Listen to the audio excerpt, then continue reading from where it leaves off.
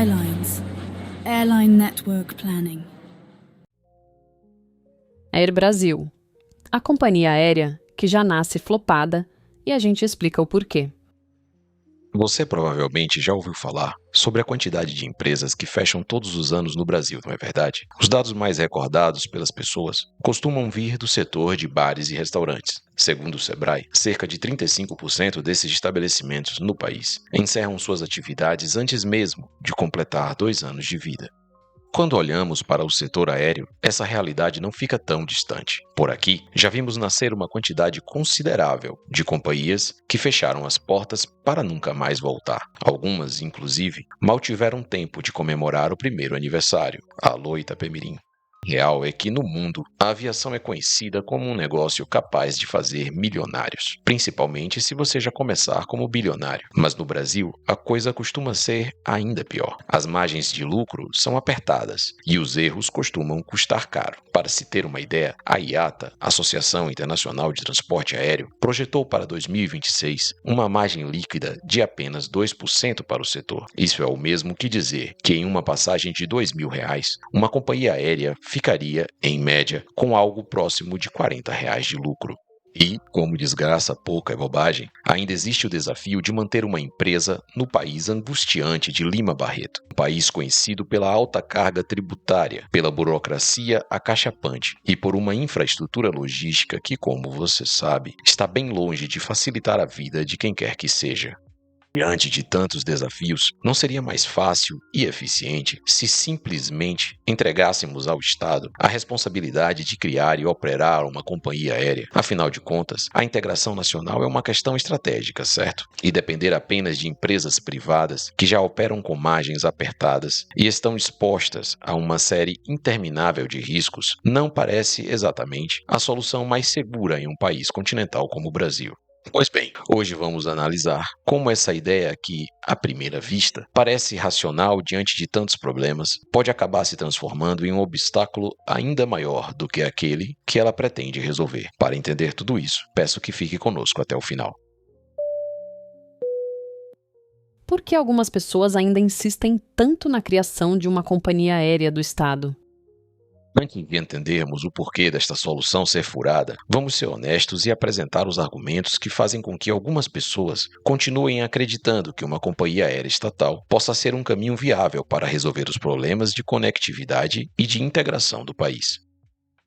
Porém, como abordar todos esses argumentos com profundidade nos levaria a escrever uma série interminável de artigos, vamos focar naquelas alegações que aparecem com mais frequência. São elas: o grande número de empresas aéreas que encerram as atividades pouco tempo após a sua criação e a instabilidade gerada no mercado em decorrência disso, a baixa cobertura da malha aérea nacional de voos regulares, que de fato está muito aquém do necessário para integrar as regiões mais remotas do país, e os casos de sucesso de companhias aéreas estatais que vemos em outras nações. Nos últimos 20 anos, 2006 para cá, pelo menos 8 operações e ou companhias aéreas brasileiras entraram ou tentaram se firmar no mercado regular de passagens aéreas. Destas, apenas a Azul se consolidou. As demais fecharam, foram suspensas, absorvidas ou deixaram de operar como empresas independentes. Um aproveitamento de apenas 12,5%. E isso porque não estamos contando com o fato de que a Azul, neste mesmo período, já abriu pelo menos um pedido de recuperação judicial. Das empresas que não se firmaram, temos NHT Brava, Sol Linhas Aéreas, Noar, Puma Air, Flyways, MAP, Linhas Aéreas e Itapemirim. Em outras palavras, se as casas de aposta abrissem odds para o fechamento ou para o sucesso de uma companhia aérea no Brasil, apostar no fracasso pagaria menos que o CDB. E a consequência de tantos fracassos é um mercado menos competitivo, poucos players, passagens mais caras, maiores barreiras de entrada, uma vez que passageiros e investidores ficam mais desconfiados de estreantes, maior concentração de mercado e, por tudo isso, menos destinos atendidos. E por falar em menos destinos atendidos, vamos ao segundo argumento: a baixa cobertura da malha aérea nacional de voos regulares. Veja bem, os estímulos para uma companhia ir em busca de novos mercados, rotas ainda não exploradas, são muito pequenos no Brasil e podem ser até temerários. Afinal, com poucos competidores, a exploração das rotas atuais já traz um retorno aceitável para as companhias e o risco de investir em destinos ainda não explorados, pode não compensar o custo inicial. Como resultado, temos regiões inteiras com baixa ou inexistente cobertura aérea, regiões cuja integração por outros modais é difícil e muito mais custosa, comunidades que, por isso, sofrem com escassez de recursos e de serviços básicos. Estima-se que apenas 33% das cidades com infraestrutura aeroportuária adequada no Brasil são atendidas por voos regulares. Por outro lado, em muitos países, foi possível perceber um desenvolvimento significativo da aviação civil após a criação de modelos de companhias aéreas estatais. O que nos leva ao terceiro argumento. Se em outras localidades esse modelo deu certo, por que não tentar aqui? Diante de tantos desafios, uma companhia aérea estatal pode se apresentar como uma solução razoável. Afinal, há inúmeros casos de sucesso em lugares como Catar, Emirados Árabes Unidos, Etiópia, Singapura, Portugal. A lista é grande e, em alguns casos, as companhias aéreas desses estados foram fundamentais para a execução de um processo que revolucionou a aviação civil. Mas agora que já apresentamos os principais argumentos a favor da criação de uma empresa aérea estatal, estamos aptos a falar sobre como essa solução não resolveria os problemas centrais presentes nesses argumentos e em muitos outros que afligem a aviação civil nacional. Por isso, vamos ao próximo capítulo. Problemas. Como no filme do Benjamin Button, que tal começarmos pelo fim? Ou melhor, pelo terceiro argumento que apresentamos. Se diversos estados contam com uma companhia aérea para chamar de sua, por que não testar essa solução aqui no Brasil? Bem, acontece que as companhias aéreas desses estados, e que foram tão úteis para o desenvolvimento da aviação civil, apresentam características muito diversas daquelas encontradas em um possível projeto brasileiro. Mas antes de falarmos dessas diferenças, é importante ressaltar: grande parte destas empresas encontra-se atualmente em processo de desestatização e concessão para a iniciativa privada, como no caso da TAP portuguesa, da ITA italiana, da Finnair, da Paquistão e da Aerolíneas argentinas e diversas outras. Mas e dos exemplos que restam? O que os tornam diferentes do cenário nacional? A principal diferença está no fato de que estas empresas estatais não são públicas, ou melhor, não são públicas segundo a nossa compreensão de empresa pública. Veja bem, com isso não estou dizendo, é claro, que a Emirates ou a Qatar Airways sejam empresas privadas. Não há dúvidas que ambas pertencem aos seus respectivos estados. A diferença é que elas estão organizadas como companhias comerciais controladas por governos, fundos soberanos e holdings estatais, que em última instância pertencem às famílias reais de cada um desses países e, por isso, não são como as empresas públicas que conhecemos e que estão previstas nos moldes brasileiros. Uma Emirates brasileira, por exemplo, faria parte da administração pública indireta e estaria submetida às normas brasileiras aplicáveis às empresas estatais, aos órgãos de controle e às regras próprias de contratação, às disputas políticas e a todas as particularidades que acompanham uma empresa pública por aqui. O que quero dizer é que não basta olhar para o sucesso da Emirates, concluir que este sucesso advém do fato de ela ser uma empresa pública e imaginar que bastaria fazer a mesma coisa no Brasil.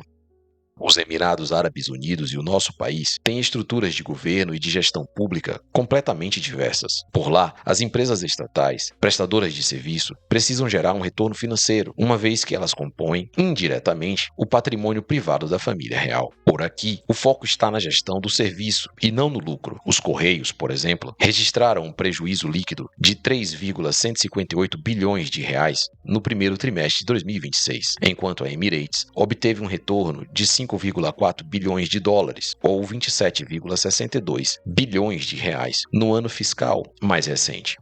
Com isso, não estou fazendo nenhum juízo de valor ainda sobre os modelos de gestão. Estou apenas demonstrando que não são modelos compatíveis. Mas, para além da questão empresarial, existe uma diferença que pode ser ainda mais importante: a finalidade para a qual essas companhias foram projetadas. Quando falamos em Emirates, Qatar Airways ou Singapore Airlines, não estamos falando de empresas que nasceram com o objetivo principal de levar passageiros para pequenas cidades isoladas no interior de seus países. Até porque seria um pouco difícil usar a Qatar Airways para integrar regiões remotas do Catar, um país que pode ser atravessado de carro em poucas horas. O mesmo vale para Singapura, que é uma cidade-estado, e para Dubai, que sequer corresponde a todo o território dos Emirados Árabes Unidos.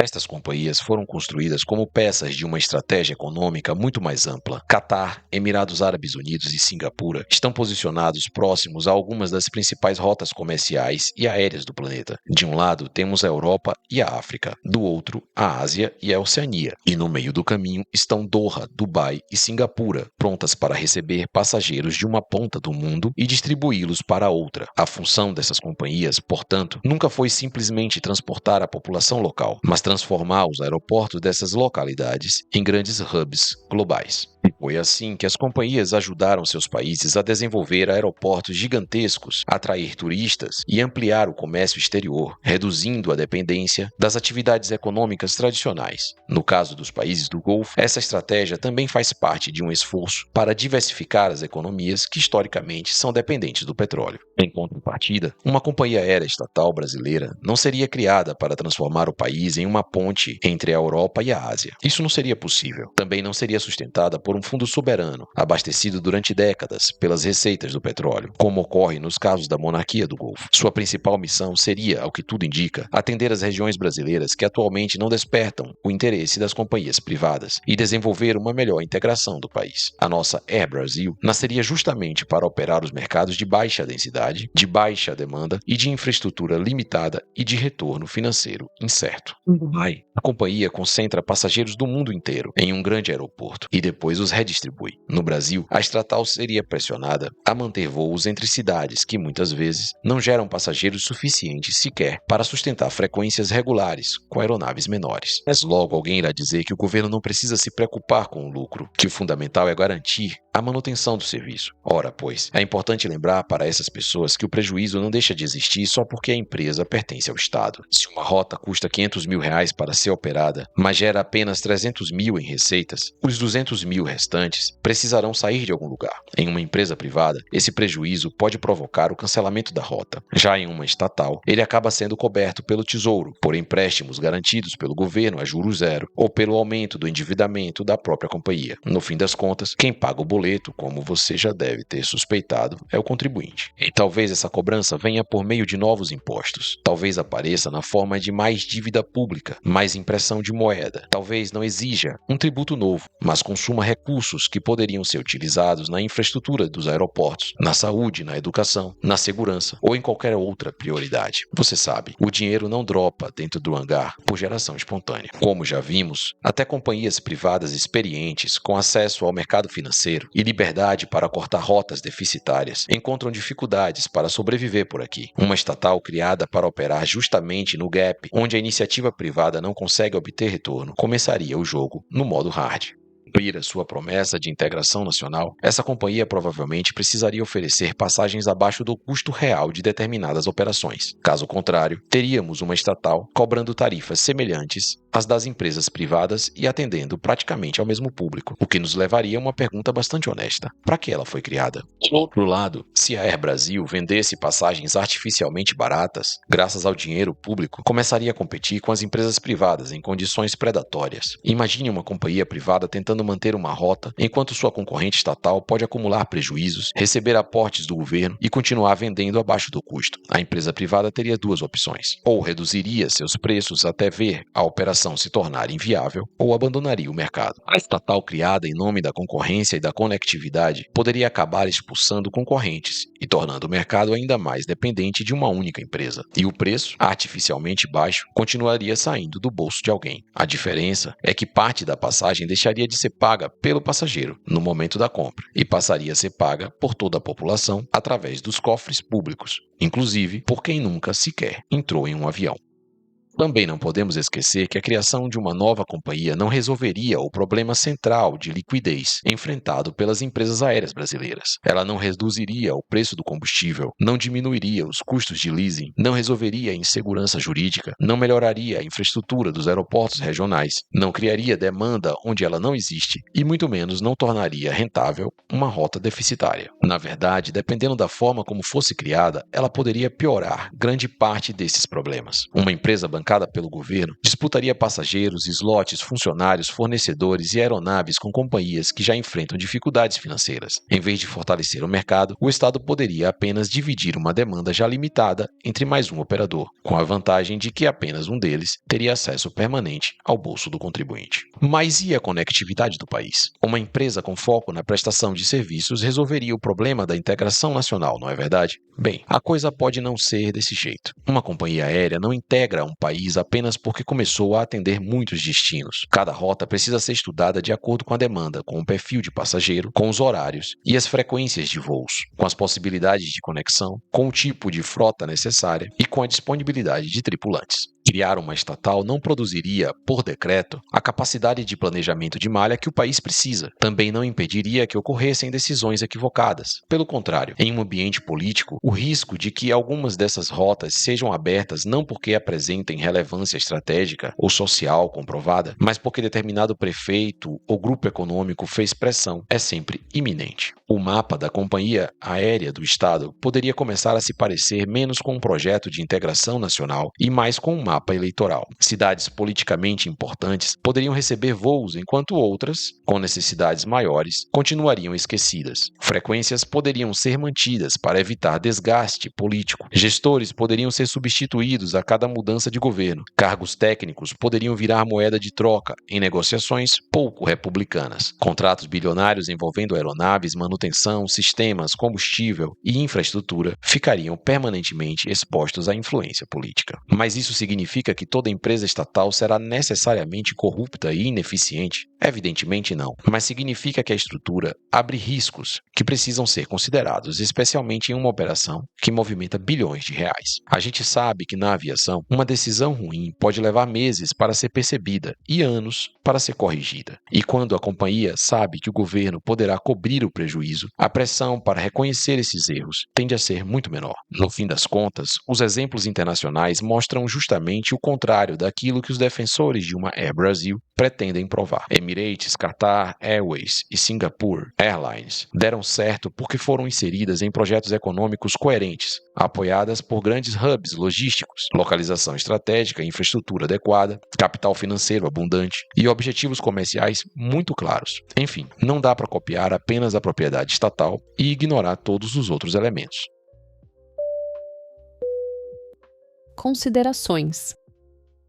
Se você já leu alguma obra de Tolkien, sabe que o autor tinha verdadeira aversão a soluções mágicas que resolviam os problemas dos personagens, de uma hora para outra. Sabe aquele momento em que o vilão está ganhando e o mocinho encontra-se sem saída, mas que de repente, sem querer pra quê, uma pedra desaba exatamente na cabeça do vilão e faz todo o trabalho sujo? A literatura costuma chamar esse tipo de solução preguiçosa de Deus Ex Machina. Deus Ex Machina é aquele algo mirabolante, quase milagroso, que resolve todos os seus problemas, sem que você precise desenvolver as virtudes, as capacidades e os conhecimentos necessários para enfrentá-los. Para Tolkien, soluções assim empobreciam o enredo e afastavam a necessária suspensão de descrença do público, desligando as pessoas da obra. Não tenho a pretensão e nem a cultura necessária para ser um crítico literário, mas tendo a concordar com o autor de Senhor dos Anéis. Soluções simplistas para problemas complexos quase nunca costumam dar bons resultados. No setor aéreo, a criação de uma companhia aérea brasileira como forma de solução de todos os nossos problemas crônicos parece um caso clássico de Deus Ex Machina que foi imaginado por um escritor pouco inspirado. Por aqui, para resolver os problemas de ruína das companhias aéreas, aumentar a competitividade do setor e ampliar a integração nacional, é preciso desenvolver uma cultura de valorização da aviação, investir em infraestrutura dos aeroportos e dos meios de navegação, reduzir o preço do combustível. O Brasil é um dos países em que o combustível de aviação